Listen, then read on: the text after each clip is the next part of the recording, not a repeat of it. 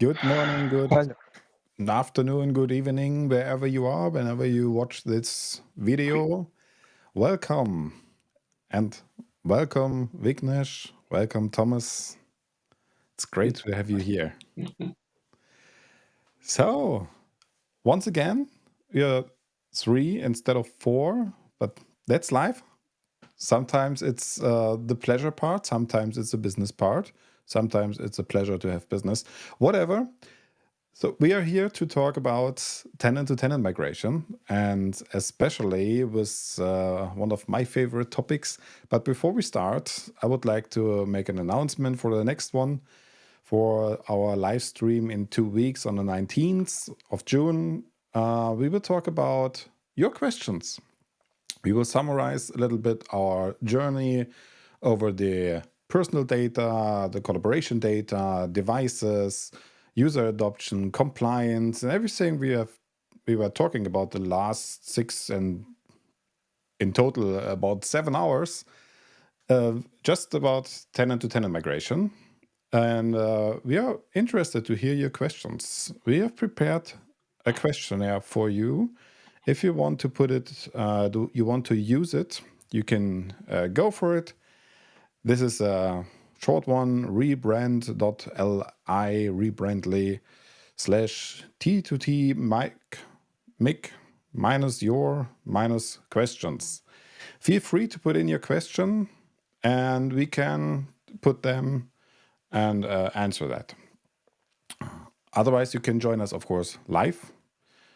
I will make more announcements about this. You will see it in social media as well. So I'm looking forward to hear your questions. Okay, enough for advertising right now. Let's start with a short introduction. Who wants to start? Thomas today? Yeah, let me start today. Hey, I'm Thomas, and welcome to, I guess it's now the 6th or the 7th session. 7th. And I think that's one of the most important one. I'm an MVP, focusing mainly on teams. I'm an MVP since 2012. So pretty long, hoping to just be re-awarded in exactly 4 weeks. Press thumb. Thank you. Vignesh? Hey everyone, hello. I'm sorry that I couldn't make it for the last week's session, but here I am back again. So my name is Vignesh. I'm once again a M365 Apps and Services MVP. So been working with tenant-to-tenant migrations for a very good amount of time, and I'm really excited about today's topic. Thank you. Awesome. So the last step for myself.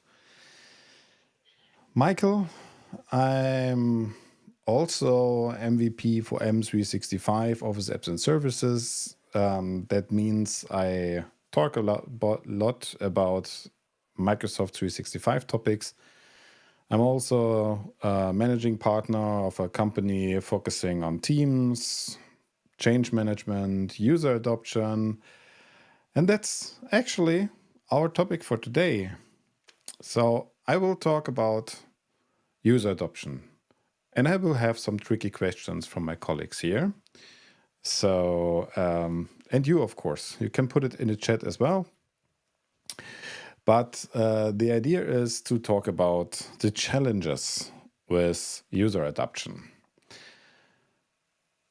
Okay, let me start with a challenge to you, guys.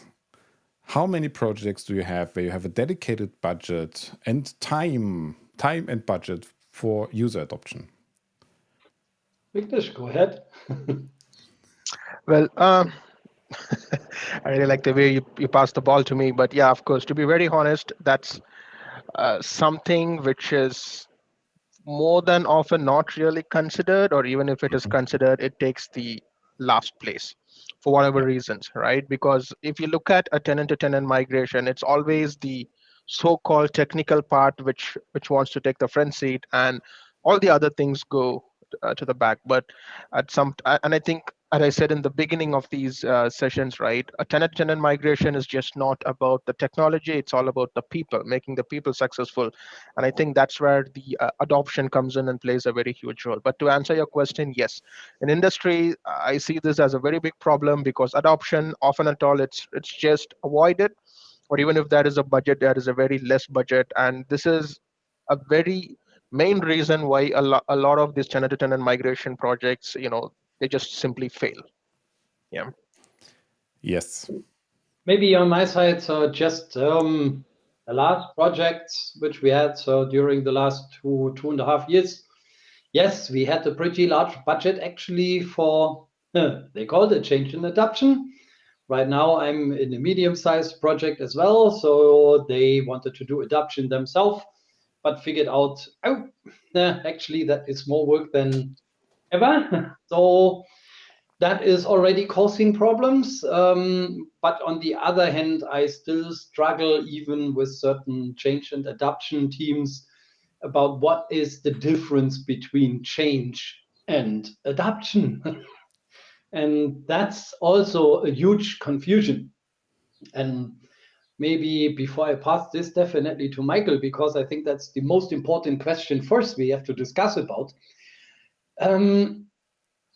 Adoption, it's actually something, yeah, it always existed, but it was never adopted in IT. So it just came up, I want to say the last 3 years, so to speak, maybe 4. Before that, we had always change. And change was something about communicating.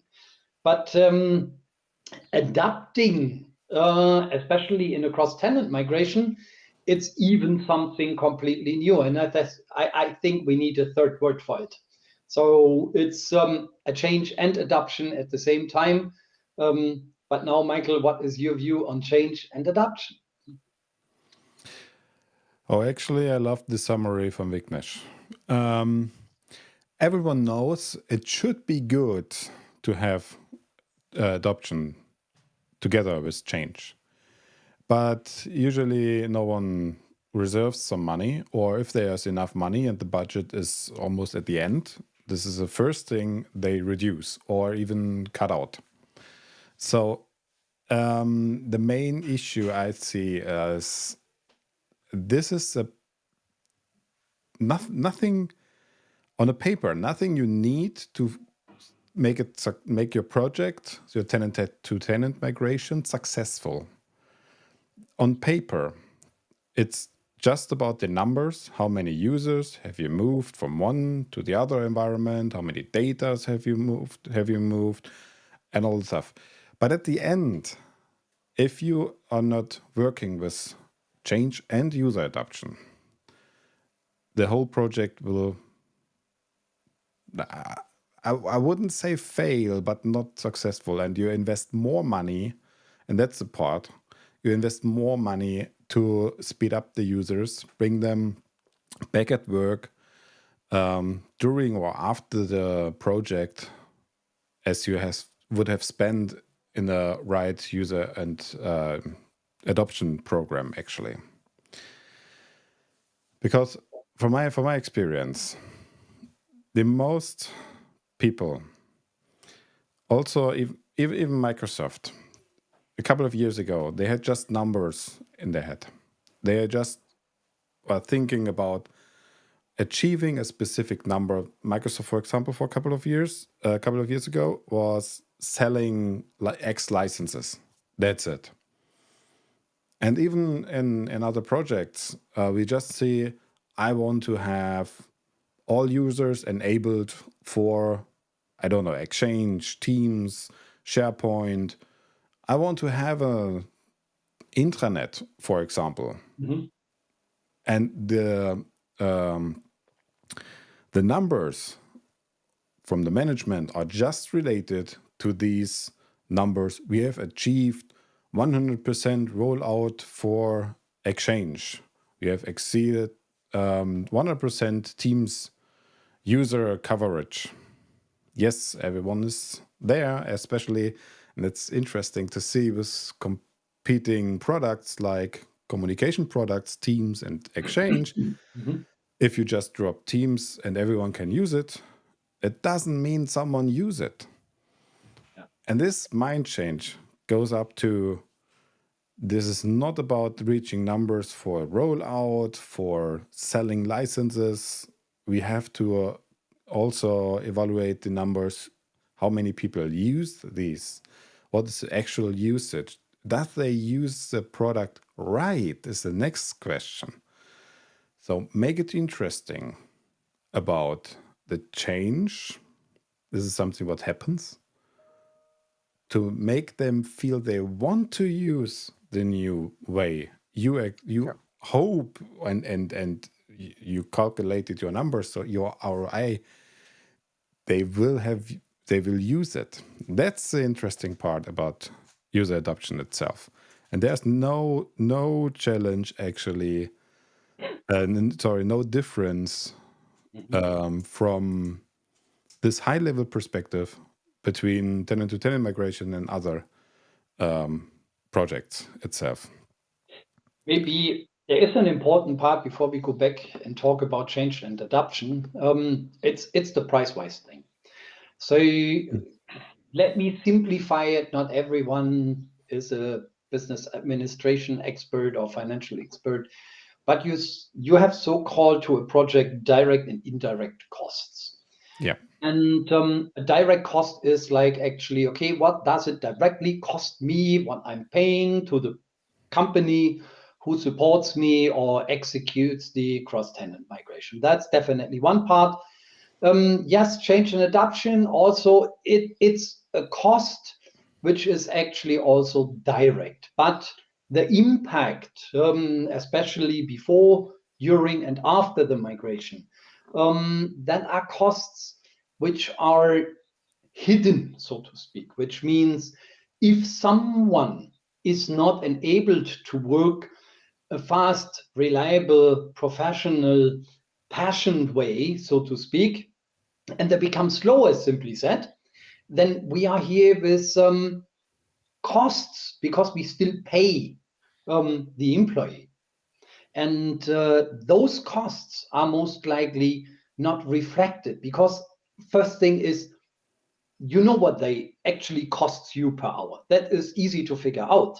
But the efficiency behind it, it's very difficult. And sometimes it's emotionally calculated. So that's one part why it's pretty often not just forgotten, but actually it is, or this price tag has actually emotions attached and something emotional, because we have, and we talk about it later, I guess, definitely we have different adoption groups, so different kind of users, different kind of humans, and not those costs are not equal spread across all. So you can either take it an average or you go through the adoption groups and just calculate it. That makes it very difficult to actually say how much should I invest. And if I want to calculate a return of invest on it, the TCO, so the total cost of this ownership, can be measured. Simply, there are 3 people running around doing something, are paid 2,000 euros a day. I can easily calculate that. That's a TCO. But the ROI, so what impact made that money paid, is very difficult to calculate if I do not measure it. And that makes it in a cross-tenant migration even very difficult, which means like if I didn't do any adoption on the source side already, then I cannot think, okay, if I just migrate, the adoption comes automatically. Beside of this, that new company is different. You have intercultural, you have cultural different, you have company cultural different, you have work structure and culture differences. So you have so many differences where you say, if I just move you into something else, you are still the same person.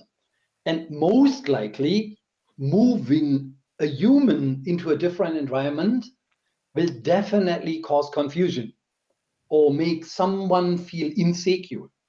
And there we see insecurity. How should I calculate insecurity? Yeah, And that's totally agreed. Totally agreed with that point. Yeah, Michael, go ahead. this is absolutely the best part to think about when you start with user adoption.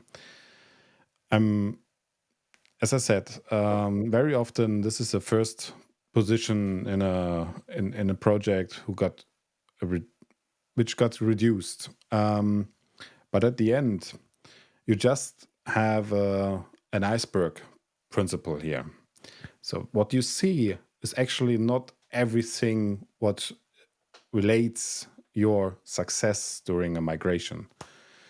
So you see the numbers, you see the people, and you can calculate the people by numbers. And then this emotional part coming from all the users, the fear of this change.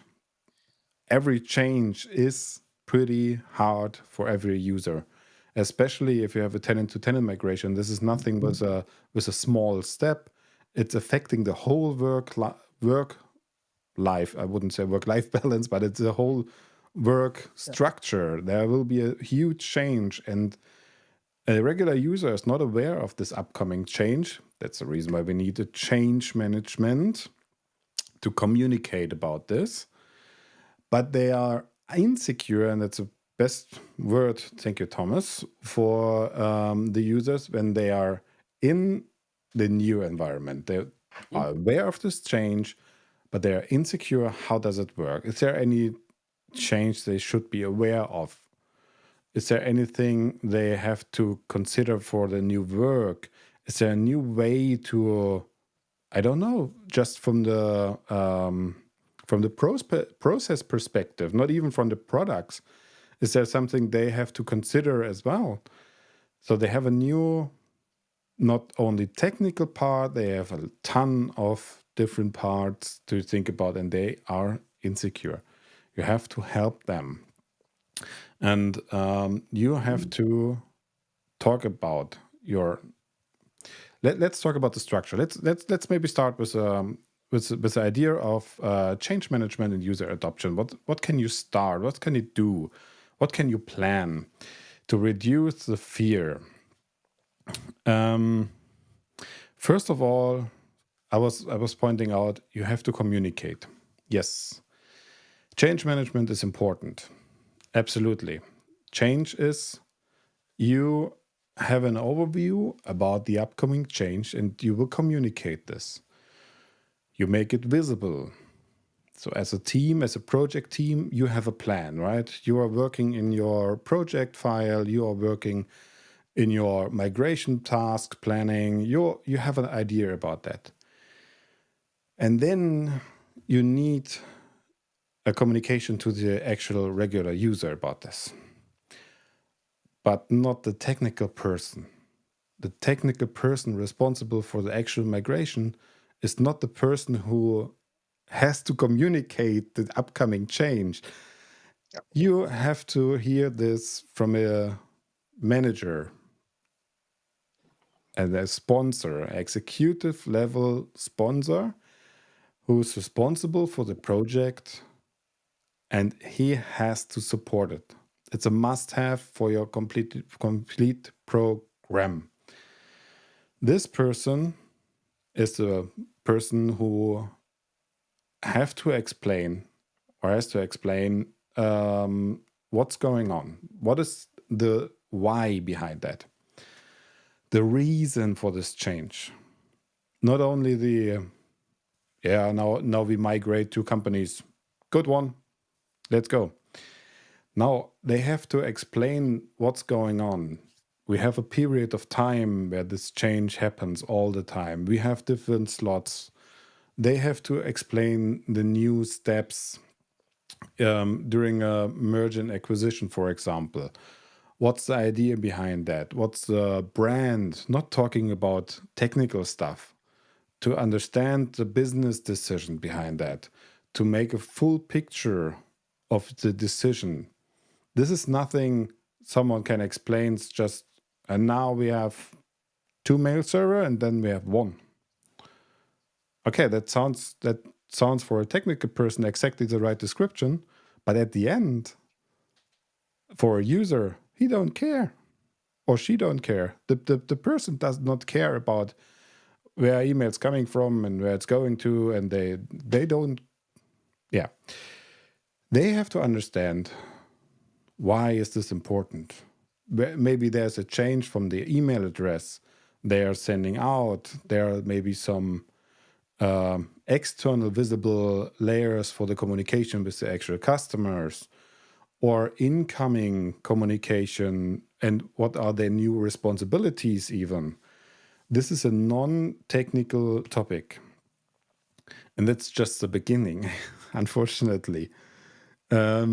Unfortunately for the project, it's not only communication, because the executive sponsor and the executive level can just step up and tell everyone that's the plan, that's the idea. But then you have just communicated the first step.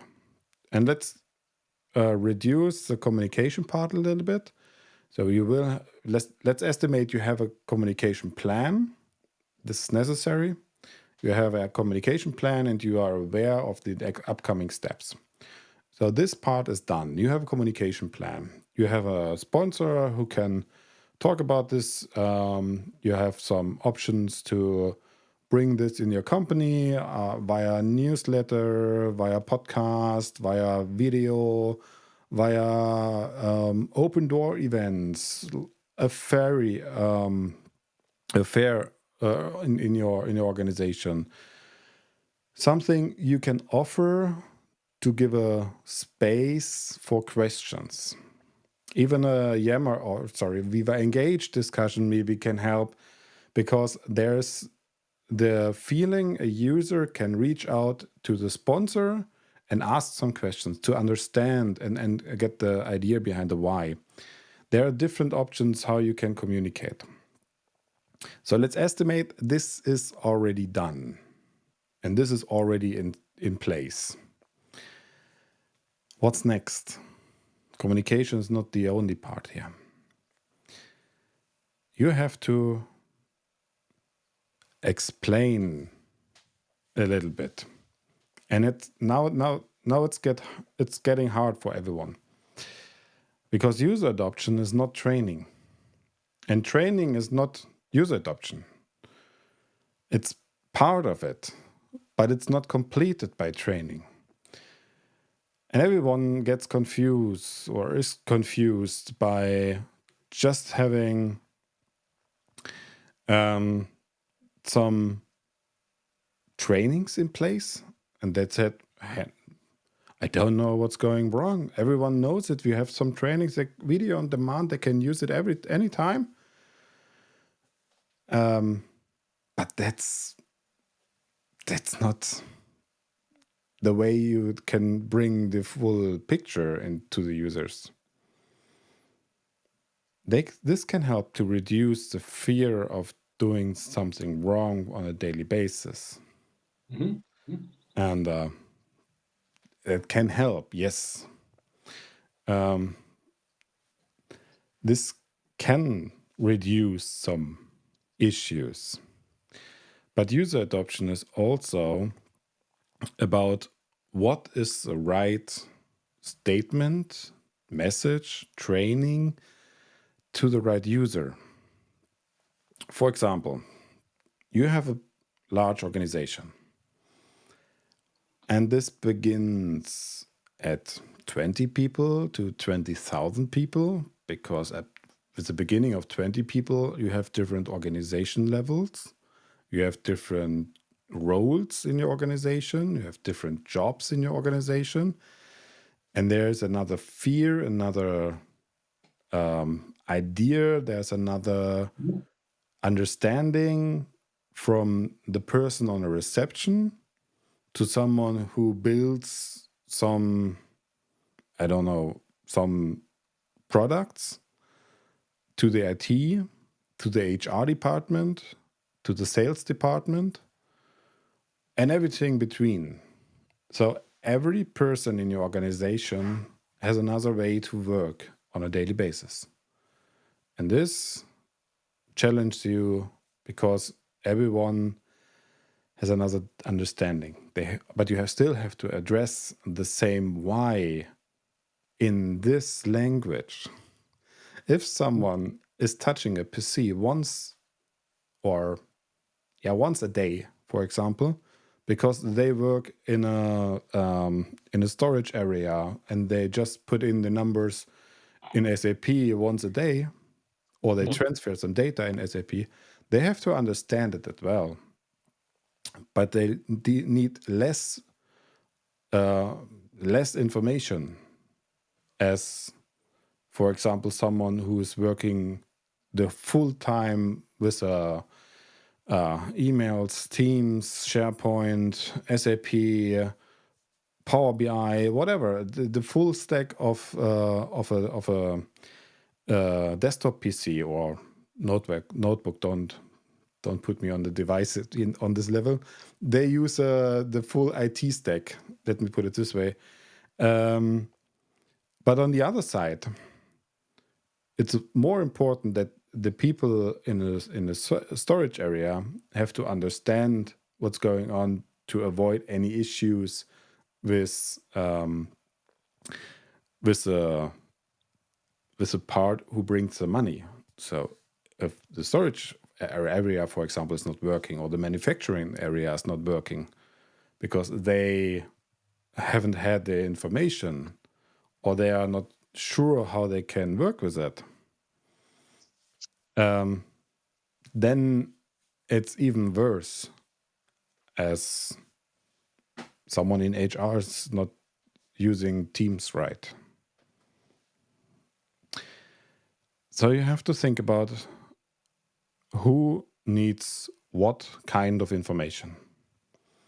And this is not coming from just a high-level description.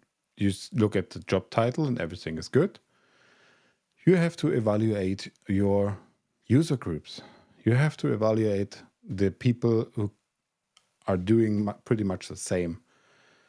I'm pretty sure you have pretty much the same needs for someone in the back office, no matter which department, instead of just comparing a receptionist, someone in a manufacturing action, someone on a job floor. What is the English term for this? God, I forgot it. Someone who stands in front of the people selling you the product in the store. There's such a nice word. I forgot this. I haven't heard. Yeah. So there are different needs. You have to figure out the user groups there, and then you have to classify them, bring them together into one group of people where you can put in your information. And the risk is you can do it completely wrong by doing it not, but you can overdo it as well. So you have to find a balance.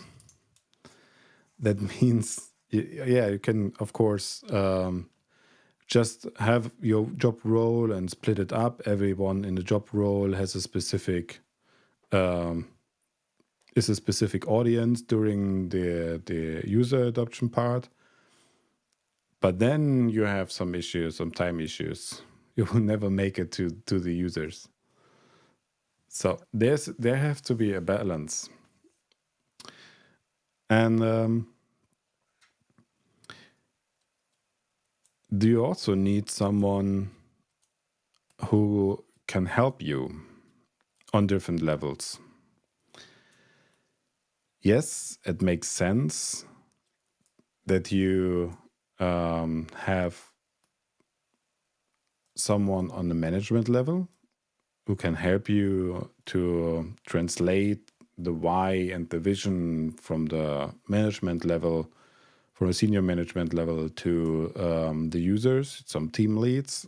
They can help on this section. and they have to, but you need someone who can actually help on the same level the users are working on. That means if you are in HR department and you have a question, you usually don't raise an easy question or a question you are insecure to your manager. You're actually not going to the HR director and asking, are we using Teams after this change again? Or something which feels not right to ask the manager because you are, once again, afraid, you are insecure because you just are not sure if this is a question you can ask because it should be obvious. And then you hide yourself, still insecure, and you have no one who can help you with this question. There you have something what's called, there are some interesting names. The latest ones are champions in your organization. So you can and should create something like a champions program. And this champions program is nothing special about the capabilities of a user. It's more about the interest of the user. It's more about getting from every department, in the best case, from every department, at least one user into this program, because they can help you as a person who is responsible for the migration to understand the needs of these departments. On the other side, these champions can ask questions responsible for their daily business, especially for their daily needs. This is important because they have maybe another way to work with the same product as the other departments. And so they can address these questions. And this is nothing you do at the end or after the communication is completely done or after everything is, you just completed everything and you just need someone who can tell this in the different departments. No, you have to do this at the very beginning. Bring them into the discussion, bring them into your planning phase, bring them into the communication as well. Provide early information. So they have a user in a department at the same level. You have a colleague, someone who's sitting in your office, in your at the same desk you can meet in the kitchen, and they can tell you, hey, there is a change already, but it's not a huge impact. It's just a small one. We will have information with more details, but I've seen it. They have seen the idea behind that. This is nothing huge. And if you have more questions, you can come to me and raise your question directly, so we can talk about this. And that helps a lot. It reduces the barrier, the communication barrier, the risk for the person who has some questions to raise a so-called stupid question. There's no stupid question. Everyone knows it, but you are still afraid of raising a question that makes you uncomfortable. There, these champions can help you with. It's really, really a good helper in your project, because they can give you also some ideas you may haven't thought about during the planning for your migration. For example, if you have a crucial process for your new hires in a HR department, and it's maybe hidden because this is something HR department has created on their own. I don't know, the communication platform for the first contact, for example, is not your main communication platform. It's maybe something external because of an easier way to have the communication. It's more popular outside of your organization, or even easier to handle for external users. Or webinars. These are something pretty common scenarios you have in organizations. It's still HR, and on a daily basis, they use the products you provide them and offer, but they have some other things to work with. And you just learn it from these champions. There are some needs. There are also maybe some needs you can discover and explain, oh, that's not necessary to do this anymore with product X, because an internal product can do this as well. So you have a chance. It's not a one way in this part here. It's something that can help you a lot. Also to reduce some external costs by having external services or shadow IT. And yeah. Just give me a second. I have to drink something. I would like to use this to raise the question to you guys. Have you ever had the experience of a champions program, no matter on which side? So to speak, when I worked with Caruana from Microsoft based on this, yes. On the customer side, no. That was most likely always, so to speak, too expensive to them. So they don't want it. And they rejected it. And it's important. The only thing I had once is, we called it earlier key user program. That was at least something.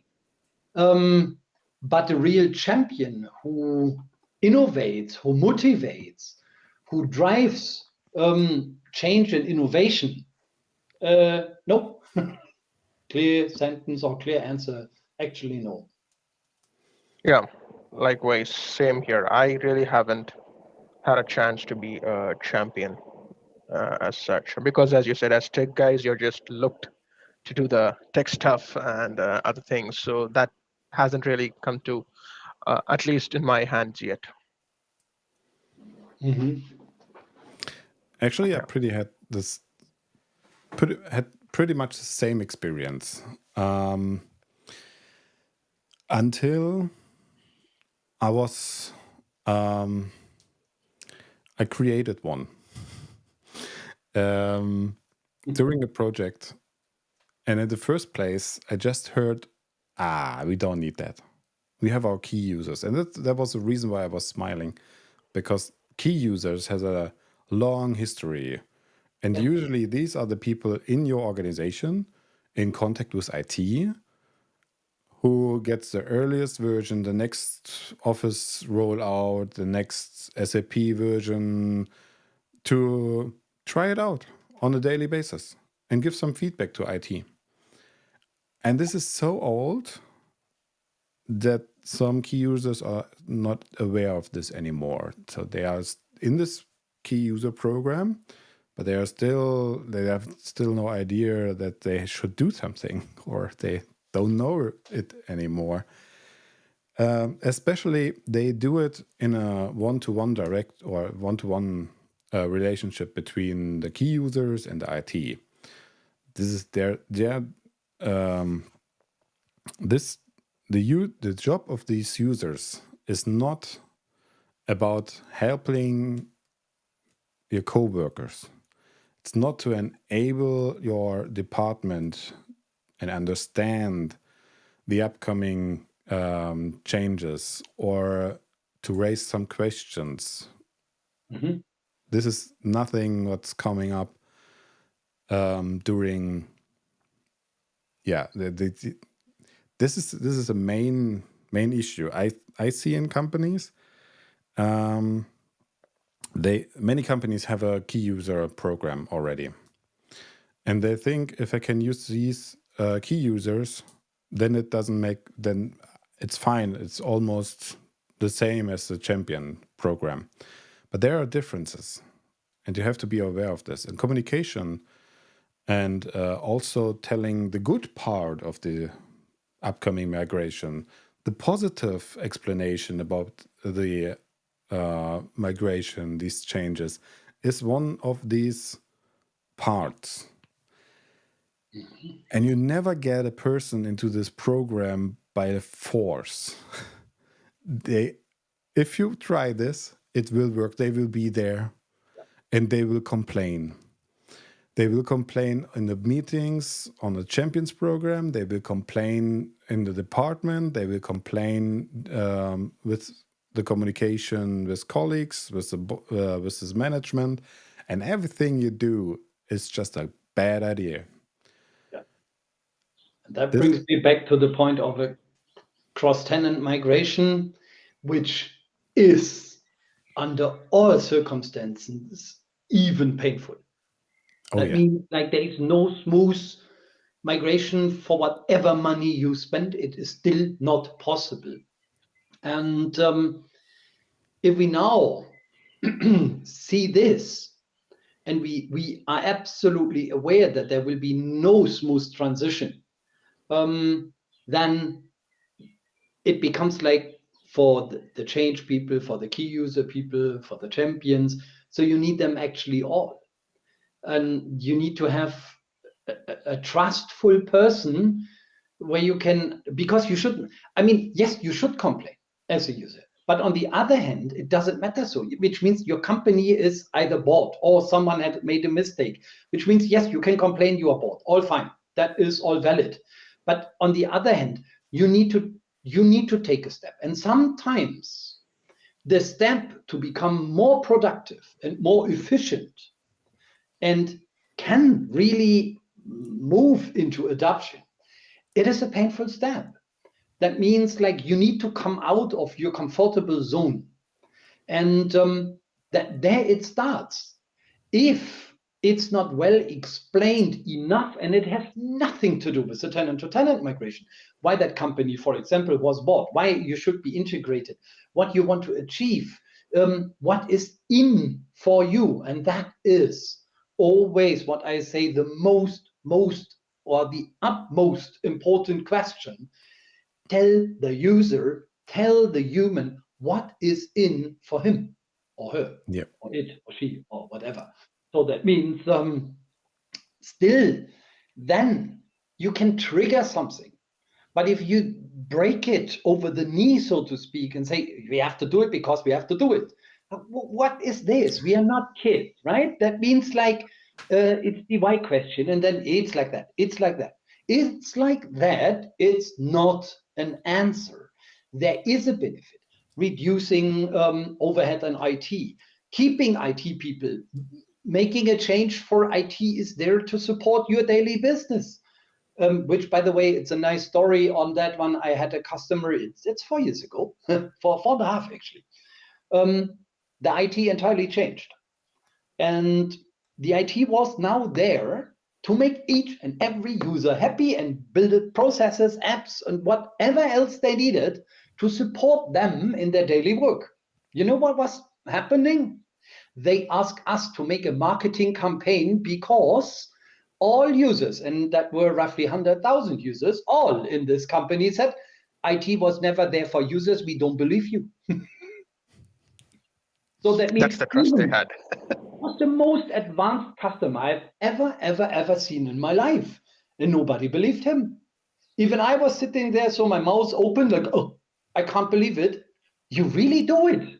You are really driving adoption. You are really changing into a business process supporting department because you have understood what cloud is for. And then the entire company said, yeah, that I heard everywhere IT is, no, IT always restricts users. So it's awareness, trust, all those stuff which we need to make. And there's a huge change. And yes, I completely agree. I would also not believe that IT is there to support someone because I never had that experience in my life. As an IT person, you always get that answer by, hey, you IT, you can do it yourself. So that is even worse. I want to have someone who helps me. I want to be efficient. I want adoption, but I need to. I want also someone who helps me, because I'm only that person with the 3 stars on my shoulder. So I know somebody who can migrate and write scripts, but I can coordinate. But I could coordinate even better if I would adapt cloud even further. And I need sometimes someone who develops, for example, who can guide you things and who make the process a little smoother. And that's where adaption is actually important too. And I will see how my pilot users are going tomorrow in another migration without any single communication if a customer just forgot to send. Awesome. Awesome. They will wake up tomorrow and don't know where they are. Surprise. Surprise, not paid for. Yeah. Yeah, I know where they are. in the best case, you have an IT who can help you with multiple steps, and the trust and relationship is really, really important there. But as you said, this is pretty uncommon. This is a kind of theoretical idea. It's not there right now. There's a change upcoming. There are a lot of changes in this area because IT understands with all the cloud services, with all these managed services, they have more chances and to support the organization and the people. But especially when it comes to a tenant-to-tenant migration, you have different cultures as well for the users. That means you have to adopt this culture as well, not only the technical part, but also the change in the culture, or at least explain something. What's your change? What is the change, for example, from a traditional IT to a supportive IT? Or if you have a supportive IT, why you go back to a more restrictive and more traditional IT? You have to explain what is the why. The reason is the most important part for every migration. Also or especially for tenant-to-tenant migration, where you may have built a company structure, a company culture for the last 20 years or even more. And everyone is working with this mantra, you work like this, you expect this. And then there's a change. Yeah. It's always the part of what's in for you. But just one part, because I guess that's a topic to make people even understand, which is where we can take or talk longer than actually on certain technical migration approaches. But also is the balance. I've seen something on a change and adoption team which accompanied me in the migration. If you could imagine, I would have had hairs before that project. Afterwards, I would definitely look like this, not just technically, but I should actually ask you what you think, how many SharePoint sites, how many text, how many mails, and how many pages of paper in writings, in digital, everyone got on this in this company. And to make it actually short, yes, they were nicely informed about the journey with roughly sending them out 6 to 8 emails. So like a welcome email at the end, and things, this one I still liked, was good.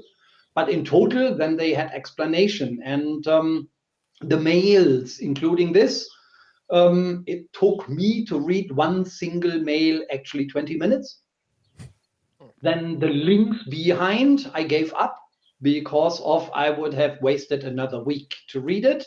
So that means in total, they were created for all the services and each user. So that means each user in total, what the user had to read, of nearly 150 pages of paper. Not even able to search proper in it, which I have no idea. So what's in for you? Nothing, because what will be happen now? Then better ignore. Let's see what comes up. So that means also the balance needs to be. And that's what I say. Yes, but structure it, please. Means like, here's the rough overview. Here's a one pager. If you want to know more, go to the next one. If you want to talk to a technician, here it is. Use Teams. Make a chatbot or what. Just let people ask someone. There are people who are interested. There are people which are absolutely not interested. They are buzzed by all changes. So that means for them, you need to have something, make the communication ready so that everyone finds his personal information, his own motivation, and don't standardize it for each and everyone. And at the end, make so much happen that even the slightest click is explained. And by the way, not to forget, that also designed 20 videos. So I thought, wow, a lot of money. Not bad. If I should just adapt that one into my cross-tenant migration technical documents I'm sharing, I could extend it from 70 to already 200 pages. Yeah, I was speechless, so to speak. You, from personal experience, yes, I had a discussion with the customers. Are you communicating with your users? And they say, yes, we send out emails for every change and every upcoming important information from the IT. Okay, how do you send this email? In the first place, it sounds good. In the first place, it sounds really they are informed. How do you do it? Yeah, we have a single mailbox and there we send out every information. Okay, that's good. Not because everything you send out, like in your international companies, you have a public holiday in one country, is coming from this mailbox. They don't, maybe they are not interesting for everyone. You send out long, very, very long emails about these topics in multiple languages in the same email. So you have a German, you have an English, you have a French, and you have a Spain text in your email. Oh, Pardon? In one email or In three one or four? email. In That's great. one email. And there you put in also the descriptions. You put in the screenshots as well if you have something to explain. It sounds good at the first place, but please think about their user experience. You receive at least 2 or 5 emails per week from the IT about the same topic in 4 different languages on a very long email. And you have your daily work. You have to figure out what's your language, what is interesting for you. Is it even this change important for you? So they realized it doesn't make sense to put it this way. So we changed the structure. We use other communication ways. We send out short emails with links to SharePoint articles or Yammer discussions. Sorry, Viva Engage discussions. And there is a language switch. So you have the same information and the different languages you can choose from, or even they got discovered from on the SharePoint side. We use another communication medium, like the company communicator from Teams. It's a small, free, available bot you can implement, put out some messages to target groups. So not everyone is involved in every discussion. You have a specific number of users you can reach out. And there you have a more direct communication. You have a short description that helps you to send out the information. There's an important change about this and that topic. And if you are interested to learn more about this, follow this link to a detailed article. Yeah. That helps the user to get the idea behind that. Is this change important for the user? Is it affecting my daily work? Do I have right now the time to read everything? Or can I go to SharePoint? And also important, is it available after the actual event? Is it something which is available in a search to give other users who may have missed this email because they are maybe on an annual leave, not annual leave, but on a parent leave, for example. Some companies disable the account, or you are a new hire in the organization and you just missed this email. But the change is still coming up next week. So you still have some chances to get the idea. You realize what's affecting you and how do you may have to prepare. And Thomas said something very important, and this is the last point I would highlight here. Thomas said something in a short sentence. You can reach every user, but not every user is interested in this information. You have some users who are really interested in new topics. They want to be part of it. They want to be part of the discussion and explanations and everything of your next step. These are the people you want to have in your champions program.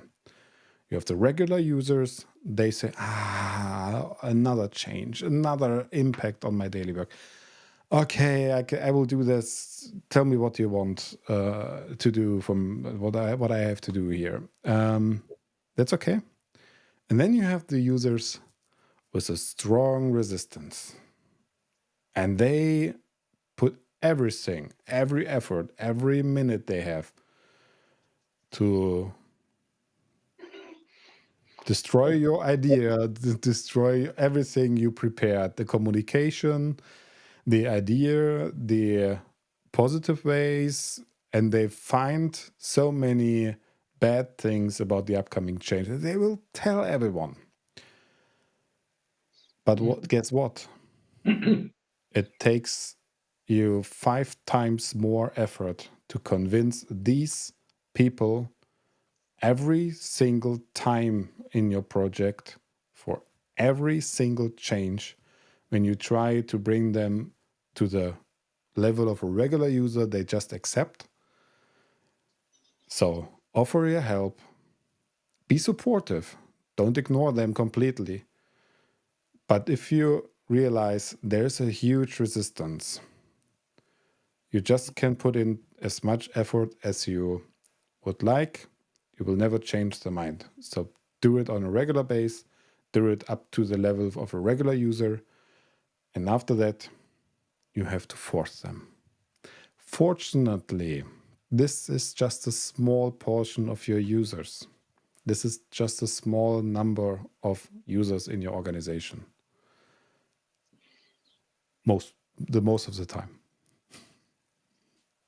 Adaption group number 5, ledgers, for everyone who wants to have a look into it. Yeah, that's a good point. And maybe one last sentence, even on my side. Thing is, keep the different communication ways available to the users who make them use, because if you missed adoption in the earlier place and you just invented or invited users into Teams without adoption, don't think Teams is always the right way. So you have SharePoint, you have mails, you have letters, you have verbal communication, you have Teams, you have bots. Find something actually which works for most of your users, but do not think a single medium will do. Totally got it. Yep. Oops. So. Yep. I think that's a very interesting topic, and underestimated. And underestimated, and most likely then, if so, overcomplicated. And often overlooked. And it always to say sometimes less is more, rather than writing so many things until even the architect of a project completely gave up reading it because he said, no, I have still some other work to do. And that's important. Find people, get people stressed, find the different, get feedback as well is also super important. And yes, don't discourage yourself by the ledgers. And use marketing tricks. I had a customer who just put it in some small informations here and there, and everyone passed these crucial points at on the company area, and was wondering, what is this? What where is it coming from? What is it? And then after some interest, they released more and more information, and everyone was interested. They had already a positive thinking about this because they would like to know what it is. They are eager to understand what is this term standing for, what's going on there, what are they planning already. And so you have the interest, and they are more positive to understand this. Use some marketing tricks there that can help. Yeah. Right. All right. Good. Thank you. Thank you very much, Vignesh, Thomas. Thank you very much for everyone who joined us today. I would like to add the link again for your questions if you want to raise the questions before we have our next live stream on the 19th. And yes, thank you very much also for the input we've got. And we see each other in 2 weeks with a huge Q&A session. Enjoy your time until then. Thank you. Thank Bye. you. Thank you. Bye. See you. Bye. Bye. Bye.